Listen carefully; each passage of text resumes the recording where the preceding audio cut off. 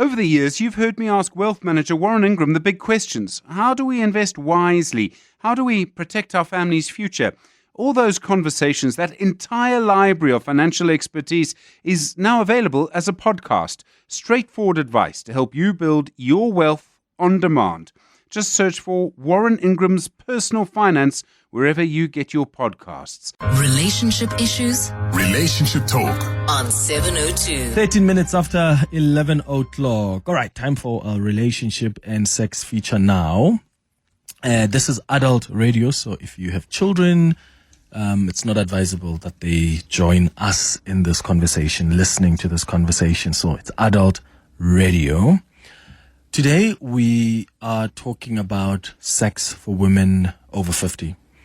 I think we have an idea, well, sort of, about what happens to women's sex life when they enter 40. They tell us it gets more exciting. But what about when they reach or enter their 50s? So how do you keep your sex life going as a woman in your 50s? Because as we age, it's natural for us to change, right? Physically and otherwise. So as women age, you go through menopause, your sexual desires can change to, some women feel shame or embarrassment around discussing their sexuality at that age. Some are even struggling to understand their bodies and often don't know what pleases them anymore. And there's this common misconception that by the time you reach your senior years, your sex life is gone, like you're done, right? Some people even believe that the passionate love in your younger years fades away for older couples, or that as their bodies get old and feeble, sexual intercourse becomes difficult with little or no arousal. So how do you keep your sex life going as a woman in your 50s? What changes have you seen? I'd like to hear from you on 011-883-0702. The WhatsApp line is 072-702-1702. Maybe you are partnered with someone who is over 50, and you could be over 60, whatever the case is, any age over 50. What's been your experience as well as a partner? Casey Blake is a counsellor and sexologist who's going to guide us through this important conversation. Welcome to the studio, Casey. We always speak via Zoom, and we've never really spoken live. No, thank you. It's so wonderful to see you in person. Yeah, so great to have you here. What a topic, right? Yeah. How does a woman's sex life typically change as she enters her 50 and beyond?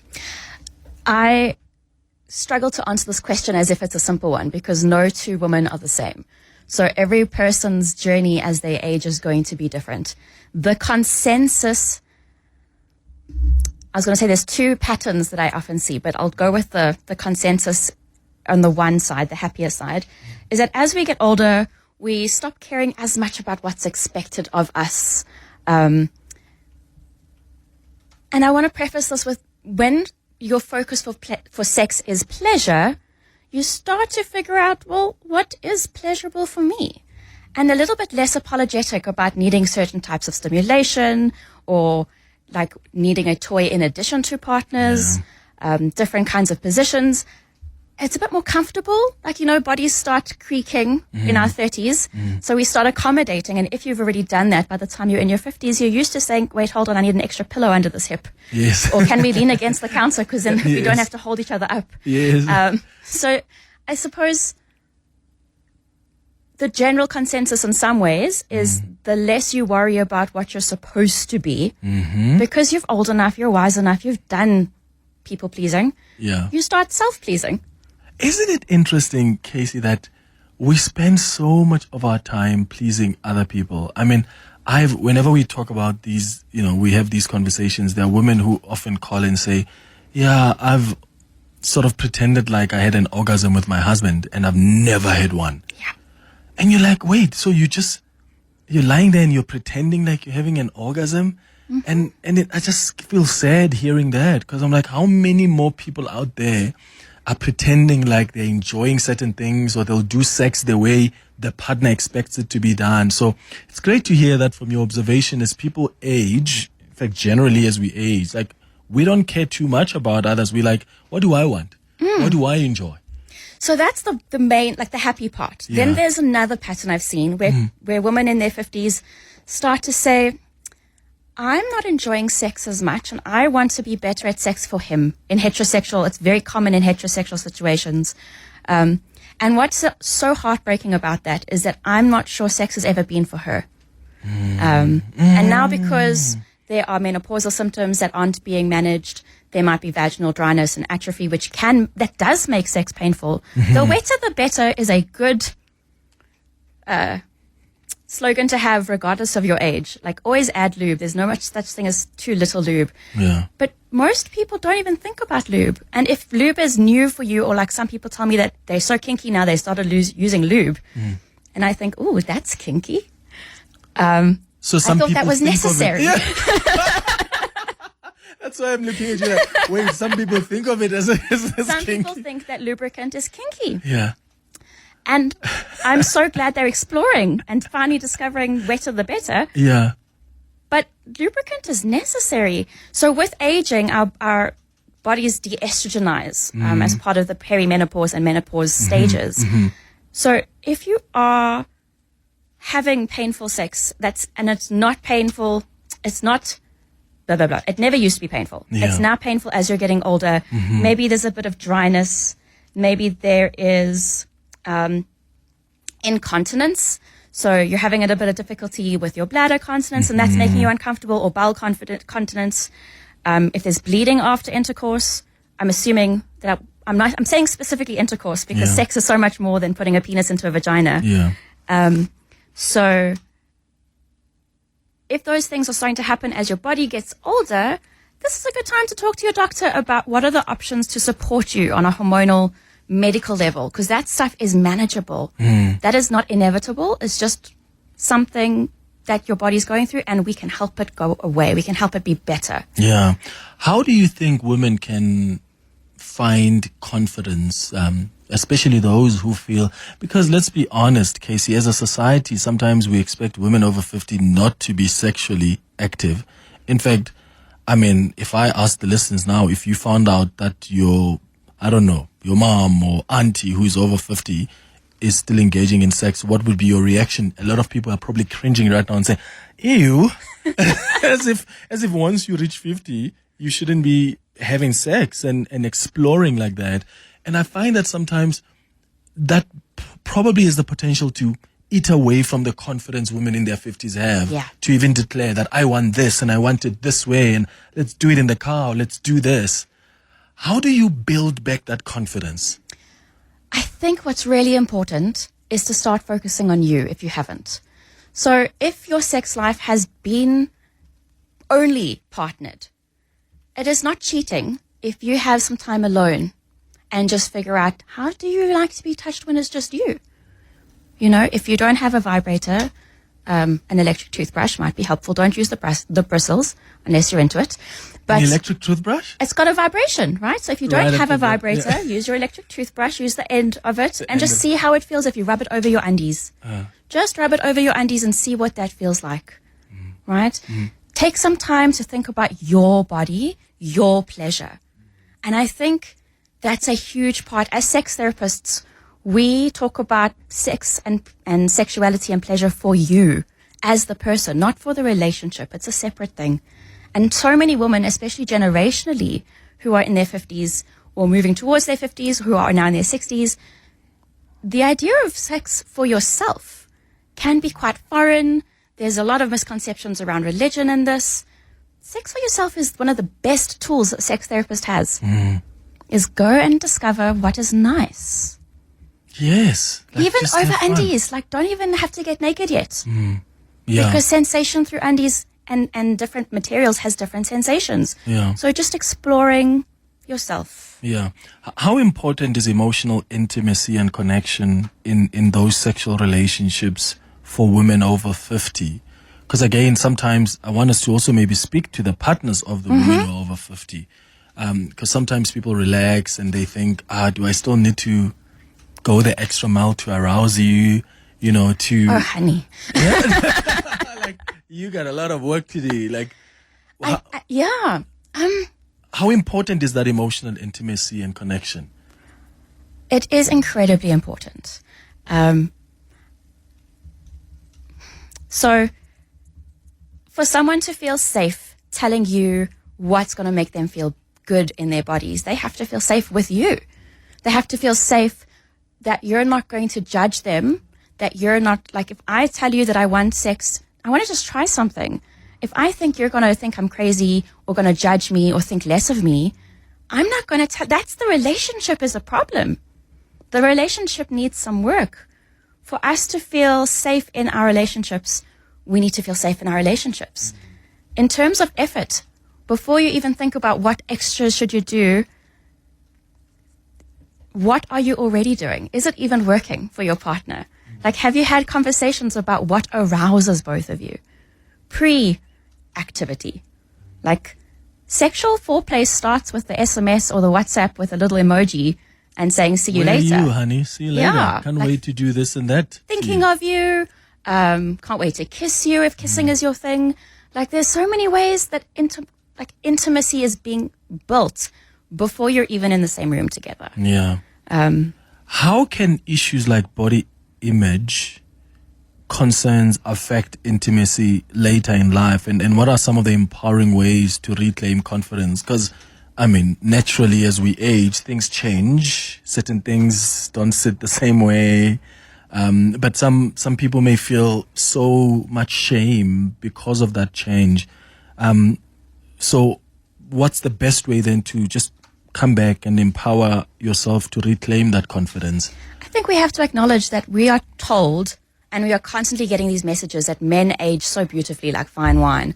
I see these messages all the time. Allegedly, salt and pepper is a sexy thing.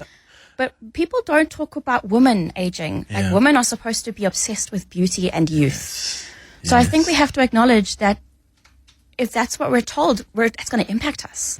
So we don't have these firm, tight 12, 20-year-old bodies because we're not young kids. We're not in our 20s. And just acknowledging that you don't need other people's validation to be worthy of pleasure, respect. You are a valuable human being regardless of what your meat suit looks like.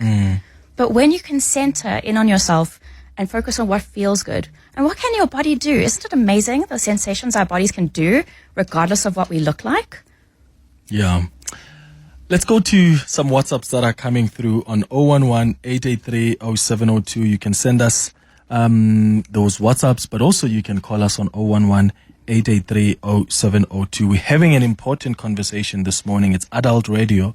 We're talking about sex for women over 50. And I'm interested to hear from men as well who are having sex, or even women or men who are having sex with women over 50. I'd like you to share your experiences with us from a physical point of view as well. As a woman over 50, what are some of the sexual challenges that you the common ones that you are facing? Maybe you've got a question for Casey Blake, who is a counsellor and sexologist guiding us through this conversation, or you simply just want to share your experience. 011-883-0702. Your WhatsApp's on 072-702-1702. Hi, Clement. I'm 66 years old. No more interest in sex because it is so painful. I don't enjoy it anymore. I've tried all the pills, inserting and what have you, but my situation does not change. So it's just painful. So I don't just do it anymore. I think that's aging, eh? Sure, thanks. Thank you for the voice note. In fact, Casey, I'm getting some messages here. Another one here says, hi, Clement, I'm 55. I thoroughly enjoy sex. I struggled a little bit with vaginal dryness, but I use lube. Lube is my friend. But it took a while for me to get here to be using lube. Yeah, so for someone like that, I mean, the best advice, I suppose, would be check out the doctor. Yeah, go to your doctor. There's an amazing product that a lot of the sexual health doctors talk about is VagiFem. Please talk to your doctors about different ways to support. VagiFem is a form of estrogen that you can insert vaginally. But as with all medication, make sure that you don't have any other medications that are going to contraindicate or your own health conditions. So chat to your doctors. Doctors are terrible at asking us about our sex lives, but they're there to serve us. Yeah. If you want specific help with your sex life, there are many doctors who have specialized in sexual medicine for this. There's lots of doctors who specialize in menopause symptoms. So Vagifem and Lube are, when I checked in with the doctors yesterday, I was like, so I'm going to be on Clement's show again. What is this, like, just, top 10 tips. Yeah. And everyone was like, Vagifem and Lube. And lube. I mean, yeah, another one says, Clem, I agree. Vegifem is amazing. So some people are already responding who do that. Yeah, don't give up on having sex because you think you're 65. But there's so many medical assist, in terms of medicine, there are estrogen navigations. Talk to your doctor. There are physiotherapists that help with our pelvic floor. There are pelvic floor physios. For the woman who said she's 66 and sex is so painful, we have to also think about different ways to have sex. If you are not getting the correct support, or you've tried all the support and it's not correct for you in terms of intercourse, what about outercourse? Remember how hot it used to get when we were teens? And I don't know if other people, but definitely I can speak for myself and many of my friends, making out, rubbing against each other. With clothes on. Like how hot that was. Yeah. That outercourse, you can have outercourse. You can rub genitals if that's what you're into. You can receive oral if that's what you're into. Like I recommend exploring the different ways to receive pleasure, right? External toys. That's also why I mentioned panties. Some people prefer vibrators over undies. Some people prefer it without undies. So playing around with what your sensations are. If intercourse is the only thing that you can't do, or the only thing you're thinking about, what about the other things? There's so much you can do. You've got a partner, they've got a mouth, let them see what you can do. It doesn't have to be penis and vagina. That's the most limited kind of sex. Isn't that what we do? I mean, we always think of sex as penetration. We think of sex as penetration all the time. And I mean, we'll miss out on the opportunities to really explore our sexuality and really truly enjoy and have fun. So yeah, I'm glad. Thank you for those tips and advice. I've got some more calls coming through, WhatsApps as well. So let's take a quick break. Over the years, you've heard me ask wealth manager Warren Ingram the big questions. How do we invest wisely? How do we protect our family's future? All those conversations, that entire library of financial expertise is now available as a podcast. Straightforward advice to help you build your wealth on demand. Just search for Warren Ingram's Personal Finance wherever you get your podcasts. Relationship issues? Relationship talk. On 702. 20 minutes before 12, we continue with our conversation on our relationship and sex feature. Just a reminder that this is adult radio, so no kids allowed. We're talking about sex for women over 50. We know what happens sort of in your 40s. But are you 50? Are you 60? Are you 70? Are you in your 80s? How's your sex life as a woman? And maybe you are a partner to someone who is over 50, who's in their 60s, 70s, 80s. I would like you to call us as well. How are you enjoying sex, if at all? Is it still happening? Why is it not happening? Are you having sex with a woman who's over 50? Please share your experience with us. 011-883-0702. The WhatsApp line is 072-702-1702. Let's start with the WhatsApp voice notes that have come through. Hi, Clement. How are you? I'm 55, and for the first time in my life, I'm enjoying sex. I must say, I don't have a problem. I did hysterectomy. There was a lot of saying, hey, you won't be able to enjoy sex after having done hysterectomy. But it's like I'm renewed now. It's like I'm 23 years old. Thank you. I love it. Yes. How crazy is that? For the first time, she says, for the first time ever in my life, I'm enjoying sex. I'm feeling renewed. It is so beautiful. And it's a reminder that if you want to be having sex and sex is not great for you, make sure that your body is good.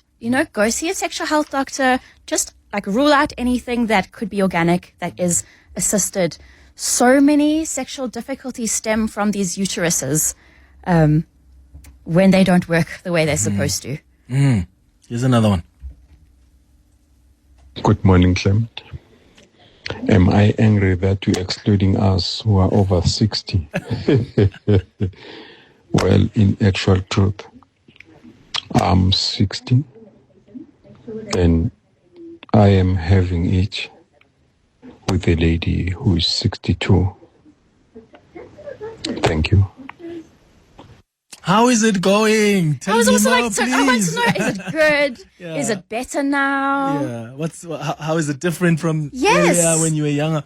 Also, don't worry, guys. I'm not excluding you guys. We're going to have a separate conversation focusing on men. So today, we're focusing on women in their 50s and we'll have a conversation about men as well at some point, possibly in the next coming week. So don't worry. We're not excluding you at all. But I do want you as men to share your experiences. If maybe you are still having sex with someone who's over 50, who's over 60, who's in their 80s, how is that experience for you?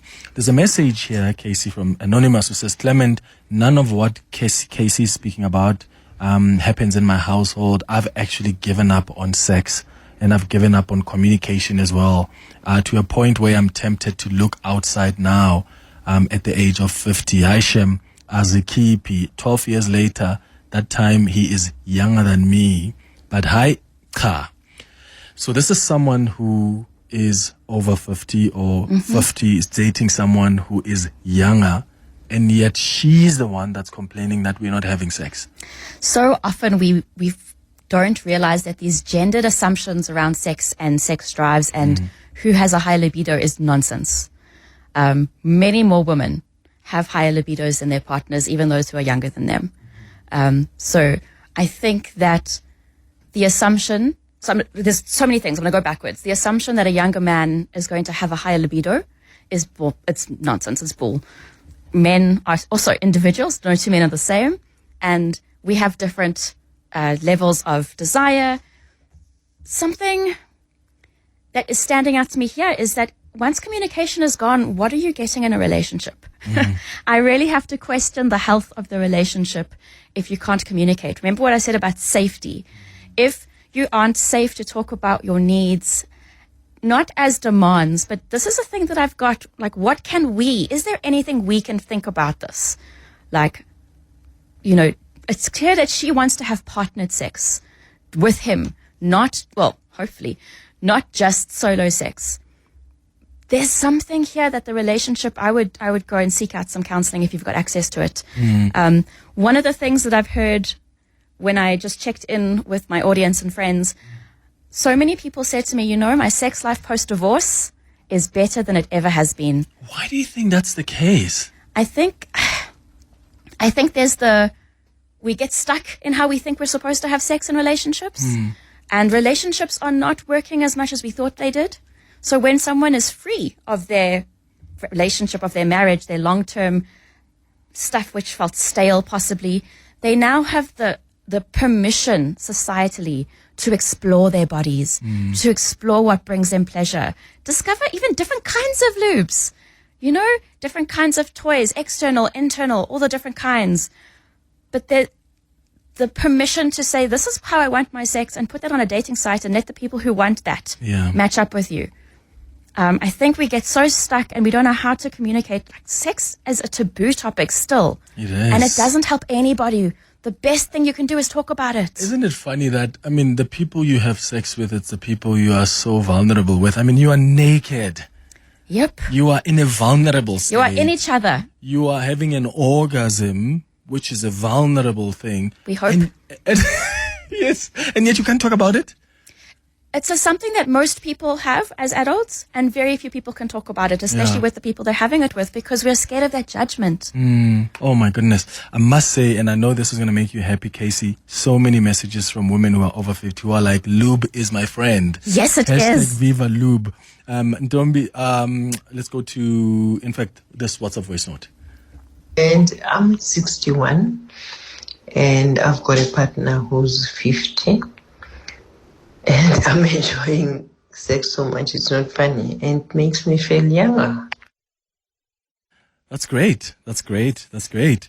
Another message here, Anonymous says, "Hi Clement, I'm 58. Yes, to be honest, I'm not confident to have sex anymore. My body has changed and no stamina at all. Yo, what a topic. I really need some help." No stamina? I want to know what that means for you. What does stamina mean for you? If I'm lying on my vibrator, I don't need much stamina. I just need to hold it in position until I'm done. Maybe. Ava. So what does stamina mean to you? Yeah. Also, in And terms of... maybe because they also think sex to them is, again, what we've been saying, penetration. Yes. Like, what does sex mean? But when it comes to the body stuff, your body is still so amazing. If you have sensation on your skin, you can feel fantastic. I think that's why there's so much beautiful sensory stuff in the kink world. You can just be touched differently. And some people can be brought to an orgasm through just somebody touching them on their outside. Yeah. Some people are asking if they can come see you just to get some advice on how to rekindle again. So maybe before we wrap up, we can share your contact details and how people can get in touch with you. Another one says, "Hi Clement, there's a Clicks personal lubricant jelly. Works amazing for me. I'm a 76-year-old female." Yes, ma'am. Another one says, "Hey Clement, please ask Casey there, does she have any suggestions for tackling the cognitive effort sex, or more to the point, orgasm requires? I just don't always have the cognitive ability. It's too tiring." I don't understand that. Do you? Yes, I do. So a lot of people say that their sex and they are very cognitively sexual. And for them to have sex all the way through to an orgasm for them, they have to be focusing on it. They have to be in the sex. They might have really busy minds, and they have minds that go elsewhere. So staying present, staying focused on the sensation, sometimes it's just a lot of work. My answer to this is a very unique one. Smut.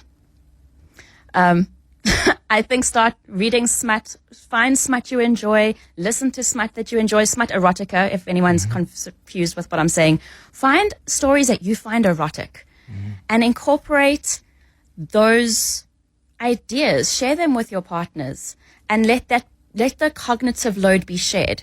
If that's a thing, if you are fantasy sharers. I think the thing with cognitive effort is this something you can share? Do your partners even know about it? Like, is it something that all the situations need to be perfect so that all the sensory stuff is right? There's not going to be noises. There's not going to be smells that are going to be distracting you. Do you need your distractions taken away? Do you need, like, how do we help the environment be as conducive? So the thing about sex as you get older is learning how to accommodate. So what do you need to make it better and more comfortable for you? So accommodating your cognitive stuff. See if you can offload and outsource some of that cognitive work to your partners. And there's some material you can read as well. As you say, I've interviewed 2 guests on the show, authors who have written erotic books, which I have read, which were brilliant. Rems Mabote has a book. If you guys are looking for something erotic that you want to read, but that's still written well. Rems has a book titled The Sweetest Taboo. It's highly erotic. It's funny. It's thought-provoking. Beyond the sexual content, the novel, I found that it explores, themes of identity, masculinity, and just the complexities of relationships in a globalized world. And then there's another book that I read actually about, 3-4 years ago, also highly erotic. It's titled Unspoken Truth by Pumeza. It covers multi-dimensional lives of characters with interesting and complex love lives. But it's really amazing. It's really amazing. Like sexuality, culture, just the intersection of all of it. So those are the books that I've recommended before to you guys. I've actually hosted the authors of these books before on a Friday. So check that out as well. Let's take a quick ad break, and when we come back, we'll wrap up with some tips from Casey and maybe 1 or 2 WhatsApp voice notes. I do wonder what advice Casey has for some of you listening to us and you're like, oh, we've been together for so long. we've been in this long-term relationship and we just don't have sex anymore. How do we rekindle or maintain our sexual connection, even at over 50, at over 60, at over 70, at over 80? I'll get Casey to give you guys some tips on that. Over the years, you've heard me ask wealth manager Warren Ingram the big questions. How do we invest wisely? How do we protect our family's future? All those conversations, that entire library of financial expertise is now available as a podcast. Straightforward advice to help you build your wealth on demand. Just search for Warren Ingram's Personal Finance wherever you get your podcasts. Relationship issues Relationship Talk. on 702. 5 minutes before 12 o'clock, we're just about to wrap up our conversation with Casey Blake, who's a counselor and sexologist. Oh, I must say I'm loving the messages I'm getting, Casey, from the older women who are enjoying their sex life. One says, "Hi Clement, I'm 56. My partner is 66. I'm 56. And the sex drive still pops. I'm loving it." Another one says, "Hey Clement, I'm 53. My partner 63. This man does it for me. One time I thought he peed on me, but hey, it was me. My gosh, the joy. We've been together for 17 years and he's listening." Ooh. Oof. Learning that your body can squirt is phenomenal. Okay, quick advice, Casey, for people listening to us who are like, "Oh, I wish I was that woman who's saying that. I wish I was that man who's also enjoying sex and they're in their 50s, 60s, 70s, 80s. What advice do you have for couples that are looking to rekindle or maintain their sexual connection at this later stage of their life? I would say start dating again. Start talking about what you think you're going to like, what you think you're open to trying, but you're not sure if you're going to like it. It's so important to stay curious. So if you're in the relationship space, become curious about yourselves, more importantly yourselves, and also your partners. There are these beautiful yes, no, maybe lists all over the internet. Are these kinds of the sexual things you want to try? You know, go through them separately, come together with some, I was going to say wine if that's your thing, or like over some beautiful dessert and discuss where your yeses and your maybes overlap. Get to know your own pleasure potential. There is so much around yourself, but I think so important is we need to talk about sex and we have to learn how to have fun with sex. Yeah. Sex is supposed to be fun. How do you make it playful? Your bodies are strange. They make weird noises. You're going to fart at one point when you're not expecting it. Can you laugh during sex? How do we make sex fun and laughable? Get some toys. Enhance your experience. Toys are not your competition. Yeah. So quickly, what's the contact details? How do they get a hold of you? whatnowcounseling.co.za. What now? What now? Okay, whatnowcounseling.co.za. Casey Blake, it's always a pleasure to chat to you. Thank you so much for guiding us through such an important conversation. Thank you, Clement.